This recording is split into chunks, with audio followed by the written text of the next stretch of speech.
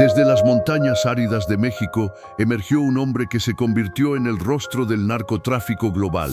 Un campesino de orígenes humildes que ascendió hasta convertirse en uno de los criminales más poderosos y buscados del planeta. Lo llamaron el Chapo, capaz de escapar de cárceles imposibles, de mover toneladas de droga bajo tierra y de desafiar gobiernos enteros.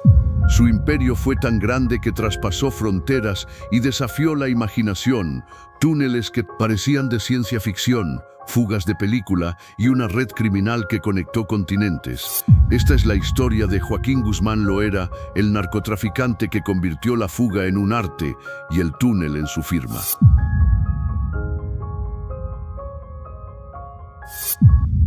El 4 de abril de 1957 nació Joaquín Archibaldo Guzmán Loera en La Tuna, un pequeño y olvidado poblado en Badiraguato, Sinaloa. Era una tierra árida, montañosa y golpeada por la pobreza, donde las oportunidades escaseaban y el Estado brillaba por su ausencia. En ese rincón aislado, el niño que más tarde sería conocido como el Chapo empezó una vida marcada por la dureza y la supervivencia. Desde niño conoció el hambre, las privaciones y el trabajo en el campo. Como muchos campesinos de la región, aprendió pronto que cultivar amapola y marihuana rendían más que sembrar maíz o frijol. El negocio de los estupefacientes ya se había enraizado en Sinaloa, y Guzmán observaba con atención cómo los contrabandistas locales prosperaban mientras su familia apenas sobrevivía. En su adolescencia, empezó a vincularse con pequeños traficantes, participando en el corte y transporte de drogas hacia la frontera. El dinero fácil, el respeto y el poder lo sedujeron. El campo dejó de ser su destino. Su mirada estaba puesta en un futuro de ambición. Durante los años 70, Guzmán se integró a las redes de contrabandistas sinaloenses, trabajando en la sombra de hombres mucho más poderosos. Fue protegido por Miguel Ángel Félix Gallardo, el padrino fundador del Cartel de Guadalajara, considerado el primer gran imperio del narcotráfico en México. A la sombra de Félix Gallardo, Guzmán aprendió las claves del negocio, rutas internacionales, corrupción política, el manejo de la violencia y sobre todo la logística. Allí descubrió que el poder del narcotráfico no solo dependía de la droga, sino de saber cómo moverla y a quién sobornar. En 1989, la caída del Cartel de Guadalajara tras la captura de Félix Gallardo desató una fragmentación del poder criminal en México. En ese vacío surgieron varios capos y Guzmán vio su oportunidad de crecer. Junto a otros socios, tomó el control de lo que más tarde sería conocido como el Cartel de Sinaloa. Fue entonces cuando demostró su genialidad logística. Mientras otros traficaban por aire o mar, él apostó por algo distinto: los túneles subterráneos en la frontera con Estados Unidos. Esa innovación lo convirtió en pionero. Los túneles eran seguros, discretos y casi imposibles de detectar. En pocos años, Guzmán pasó de ser un campesino de La Tuna a liderar una de las organizaciones criminales más poderosas del continente. Su cartel extendió sus operaciones a Estados Unidos, Europa, Asia y Oceanía. Se estima que llegó a controlar más del 40% de la cocaína que entraba a Estados Unidos, además de toneladas de marihuana, heroína y metanfetaminas. La DEA y agencias internacionales calcularon que sus ingresos superaban los de muchas corporaciones legales. En 2009, la revista Forbes lo incluyó entre los hombres más ricos del mundo, con una fortuna multimillonaria. Con poder vinieron también las guerras. El Cartel de Sinaloa, bajo su mando, protagonizó sangrientos enfrentamientos con grupos rivales como los Beltrán Leiva, los Zetas y el Cartel de Juárez. Las calles de México se tiñeron de sangre, dejando miles de muertos y ciudades enteras sumidas en el terror. El Chapo utilizó la violencia como herramienta, pero también la estrategia. Compraba voluntades, infiltraba instituciones y convertía a funcionarios en aliados. La línea entre Estado y crimen se borraba cada vez más. La guerra no solo era contra los cárteles enemigos, también contra el propio gobierno. Cada captura se transformaba en espectáculo mediático, cada fuga en una humillación internacional. Mientras tanto, la población civil pagaba el precio más alto: familias desplazadas, pueblos fantasma y generaciones enteras creciendo entre el miedo y la sangre. La guerra del narco no era una batalla por ideales, era por rutas, dinero y poder absoluto. Y en medio de esa tormenta, el nombre de Joaquín Guzmán Loera se convirtió en un símbolo, para algunos de poder y riqueza, para otros de dolor y destrucción. En 1993, México vivió un acontecimiento que sacudió al país entero: el asesinato del cardenal Juan Jesús Posadas Ocampo en el aeropuerto de Guadalajara. Aunque las versiones oficiales hablaban de un fuego cruzado, muchos señalaron directamente al cártel de Sinaloa y a Joaquín Guzmán Loera. A partir de ese momento, el Chapo dejó de ser un capo más para convertirse en un objetivo prioritario del gobierno mexicano. Ese mismo año, su suerte parecía agotarse. Fue localizado en Guatemala, tras días de persecución, y arrestado por las autoridades. En cuestión de horas fue extraditado a México. La imagen de Guzmán, esposado y bajo custodia, fue presentada como una gran victoria del Estado. Se le envió a la prisión federal de máxima seguridad de Puente Grande, en Jalisco, considerada en ese tiempo inexpugnable. En prisión se esperaba que su imperio se derrumbara. Sin embargo, ocurrió lo contrario. Desde su celda, Guzmán continuó moviendo los hilos de su organización. A través de sobornos millonarios, la corrupción penetró en todos los niveles. Custodios, directores y empleados de la cárcel se convirtieron en piezas de su maquinaria. Mientras el gobierno lo mostraba como trofeo, el Chapo seguía dando órdenes y expandiendo rutas de narcotráfico. Durante 8 años, el capo vivió en una prisión que, en realidad, parecía su oficina personal. Tenía acceso a lujos prohibidos, privilegios inauditos y comunicación constante con su cártel. Era la muestra perfecta de que el dinero podía comprar lealtades, incluso detrás de los muros más altos.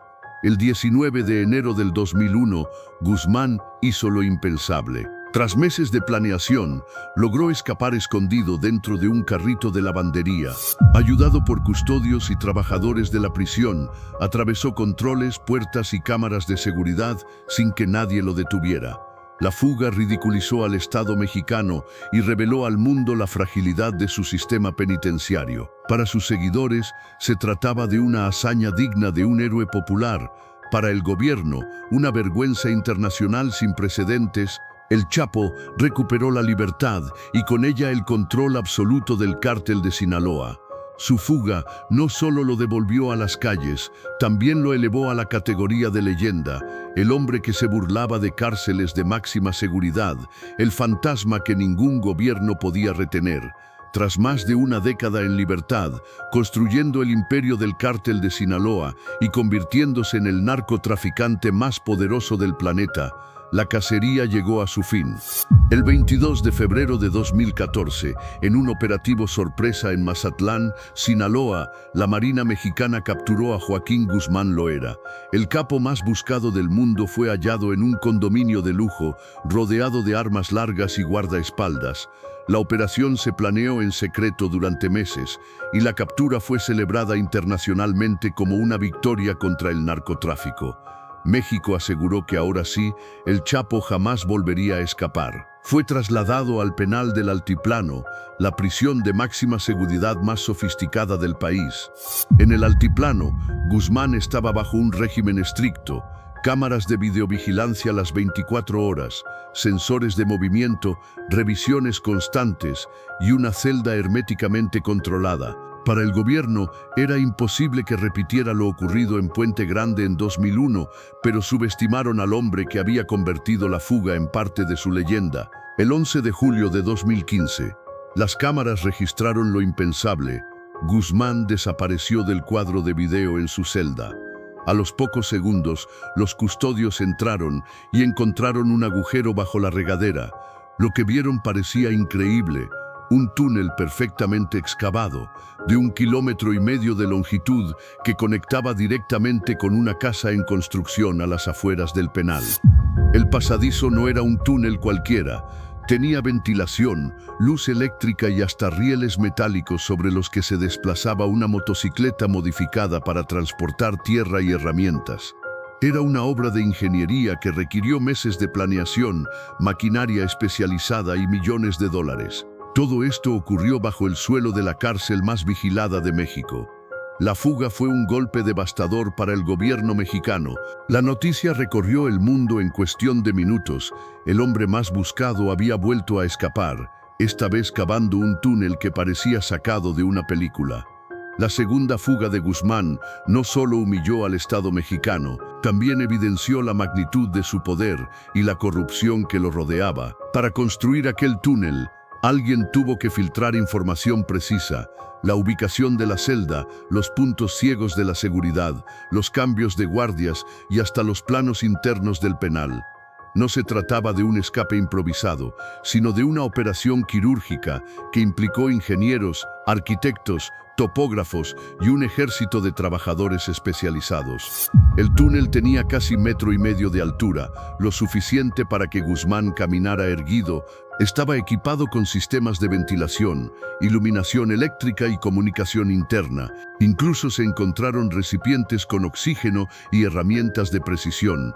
Era una fuga de película, pero real. Y con ella, el Chapo volvió a demostrar que su poder no estaba en las armas, ni siquiera en la cocaína, estaba en su capacidad de corromper y burlar a las instituciones. La fuga desató una tormenta política. El gobierno de Enrique Peña Nieto, que había presumido la captura como un triunfo histórico, quedó en ridículo ante la opinión pública. México entero se preguntaba, ¿cómo es posible que el criminal más vigilado del mundo se fugue por segunda vez?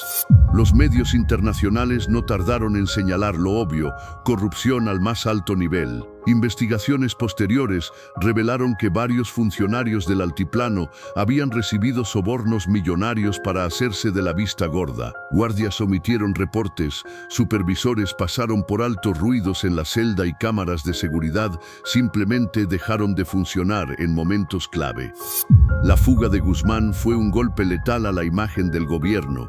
Peña Nieto había prometido que México estaba entrando en una nueva era de seguridad y modernidad, pero la noticia dio la vuelta al mundo como prueba de que el narco seguía teniendo más poder que las instituciones. La prensa internacional hablaba de un país en el que los criminales dictaban las reglas. The New York Times, The Guardian y Le Monde publicaron titulares que ridiculizaban a México, comparando la fuga con escenas de Hollywood y cuestionando si existía algún control real en las prisiones mexicanas. La población mexicana oscilaba entre la indignación y la burla. Memes, caricaturas y corridos circulaban en redes sociales, reforzando la imagen de un Estado débil frente a un hombre que parecía invencible. El Chapo, en lugar de perder fuerza tras su arresto, volvió a convertirse en un mito, un personaje que desafiaba lo imposible.